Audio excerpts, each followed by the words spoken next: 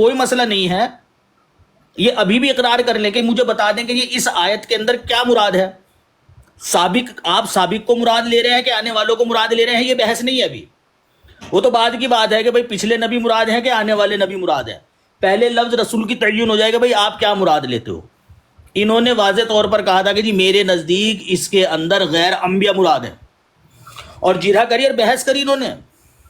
جب انہوں نے میرے سے کہا کہ جی لفظ کیا نام کوئی ایسی آیت دکھاؤ جس میں رسول اللہ کے بعد آنے والے نبیوں کا ذکر ہو، میں نے ان کے سامنے یہ آیت پیش کری. انہوں نے کہا کہ نہیں، اس کے اندر تو غیر نبیوں کا ذکر ہے، کیونکہ رسول کا جو لفظ ہے وہ 4 باتوں کے اوپر اطلاق پاتا ہے. آپ کی طرح انہوں نے بھی مرزا صاحب کی تحریر پیش کری، اور جو سوال میں نے آپ کے سامنے پیش کیا تھا وہی سوال ان کے سامنے بھی پیش کیا. حضرت مسیح موعود علیہ السلام نے لفظ رسول نبی اور غیر نبی دونوں کے لیے کہا ہے کہ بھائی قرآن کریم میں یہ دونوں کے لیے آیا ہے. لیکن کیا اس کا یہ مطلب ہے کہ ہر جگہ جہاں بھی رسول دیکھو تم وہاں غیر نبی کو بھی گھسا دو اس کے اندر؟ یہ تو بات آپ بھی مانتے ہیں نا. 1 منٹ رکے. لفظ رسول غیر نبی کے لیے آیا ہے، یہ بات تو آپ بھی مانتے ہو کہ قرآن کریم میں لفظ رسول غیر نبی کے لیے بھی آیا ہے. تو کیا وما محمد الا رسول میں غیر نبی مراد لینا شروع کر دو گے آپ؟ نہیں. سوال یہ ہے کہ اس آیت میں یا بنی آدم اما یاتینکم رسل منکم میں حضرت مسیح موعود علیہ السلام نے بتائیے کہاں کہا ہے کہ اس آیت میں جو ہے نا وہ رسول سے مراد نبی اور غیر نبی دونوں یعنی ہیں. صاحب اس کو علیہ السلام اور مسیح موعود علیہ السلام سے منع سنیں، اب بات آپ نے سنیں. اپنے بندے کو اتارا تھا، جی سیفی صاحب، آپ نے اپنے بندے کو اتارا. خاموش آپ لوگوں کی بحث ہو رہی ہے. جی سارے ساتھی خاموش ہوں. جی سیفی صاحب آپ بات سنیں. تو جی ہاں جی سنیے، میں نے بس مجھے یہ بتا دی. جی بات سنیں قاضی صاحب کی، پھر اپنا بیان جاری رکھیے گا. جی آپ نے جو کہا کہ انہوں نے کلاؤڈ سرفر صاحب نے کہا کہ میرے نزدیک رسول سے مراد غیر نبی ہیں، تو وہ اب کہہ رہے ہیں کہ میں نے ساتھ مرزا صاحب کا حوالہ دیا کہ آپ کے نزدیک رسول کے اتنے معنی ہیں اور ان میں سے کوئی بھی مراد ہو سکتا ہے. اچھا یار ایک تو نا مائک میوٹ نہ کرو نا، یہ موقف ثابت نہیں ہے. سنیے نا مرزا صاحب نے، آپ بات ختم کریں تو آپ اتنا میں نے تو یہ پوچھا، میں نے جو پوچھنا ہے وہ سوال کا جواب نہیں ملا نا میرے. اچھا دوسرا سیفی صاحب، مجھے یہ بتائیے کہ آپ لوگوں کے نزدیک ضروری القابات سے اگر پرہیز کر لیا جائے تو میرا خیال ہے اچھا گفتگو اچھی چلے گی. ہم بھی اچھی چل جائے گی. 2 منٹ کی گفتگو کرنی ہے، بس اگلا سوال آ رہا ہوں. نہیں 2 منٹ نہیں، لیکن آپ تو کہہ رہے ہیں علیہ الصلوۃ والسلام سوائے انبیاء کے اور کسی کو نہیں کہہ سکتے. بھائی تو میں نبی مانتا ہوں نا ان کو، آپ مانتے ہیں اپنی برانڈ پر کریں جہاں نہیں. ایک منٹ سیفی بھائی سیفی بھائی for the sake of discussion Mirza صاحب بول رہے ہیں یار، بات کرو مرزا صاحب بول رہے ہیں یار، بات تو کرو یار، بات نہیں ہوئی یار. سیفی بھائی آپ تو علیہ السلام کہنے سے روک رہے ہو بھائی، پابند بنا رہے ہو آپ. نہیں آپ کہہ سکتے ہیں. ہم سیفی بھائی مرزا صاحب بول رہے ہیں یار، ڈسکشن چلاؤ نا، بات تو کرو یار، بات تو کرو یار. ارے یار یہ کیا مذاق ہے یار، بات تو کرو. السلام علیکم ورحمۃ اللہ وبرکاتہ.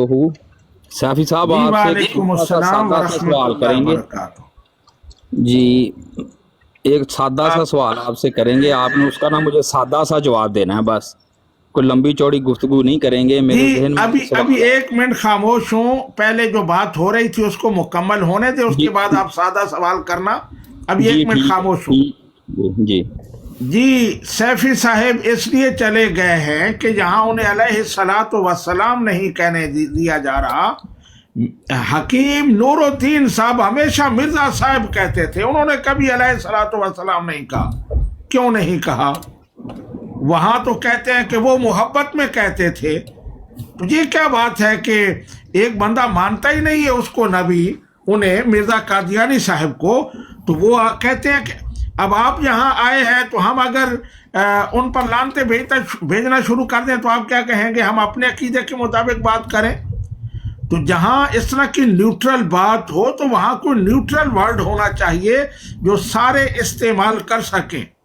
اس لیے مرزا صاحب کہیں، مرزا غلام احمد قادیانی کہیں، انہیں یہاں علیہ الصلوۃ والسلام جس طرح کا کوئی جملہ آپ نہیں بول سکتے.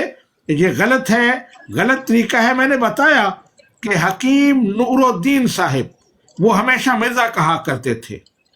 انہوں نے کبھی انہیں مسیح موعود اور کبھی نبی نہیں کہا، کبھی علیہ الصلوۃ والسلام نہیں کہا. तो उस पर तो आपको इतराज नहीं होता।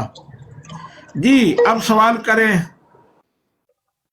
यहाँ तक नूरुद्दीन प्यारवी ने कि हर नबी का एक कलमा होता है और मिर्जा का कलमा ये है कि मैं दीन को दुनिया पर मुकद्दम रखूं। जी बिल्कुल, वो मिर्जा कहा करते थे, ये खुद इन्होंने लिखा है, और यहाँ वहां ये भी लिखा जी वो मोहब्बत में कहा करते थे।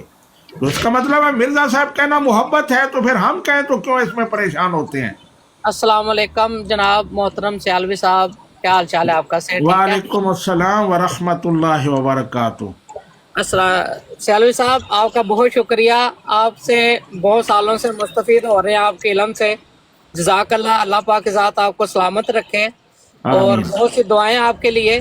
और मैं कह रहा हूं कि आप फिर भी इन्हें यहाँ पर बैठ के तबलीग के साथ साथ हदायत की तरफ लाने के लिए कोशिश कर रहे हैं, तो ये आपका फिर भी बहुत नरम गोशा है। नहीं तो इनको ये बताएं कि हमें तो मिर्जा साहब कहने से भी तकलीफ है, हम क्यों उसे मिर्जा साहब के? जी बिल्कुल, जहाँ बहुत तो सारे बहुत तकलीफ है कि हम उसे साहब भी कह देते हैं कि इनकी हिदायत के लिए कि ये यहाँ पर बैठ के बात सुन सके।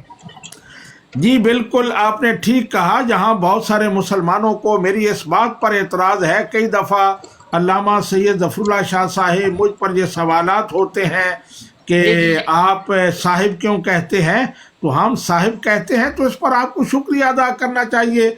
वजह इसके क्या मज़ीद हूँ कि हम अलैहिस्सलात कहें या हमारी ब्रांड पर ऐसा कहा जाए, तो ये ज़िद जो है ये गलत है।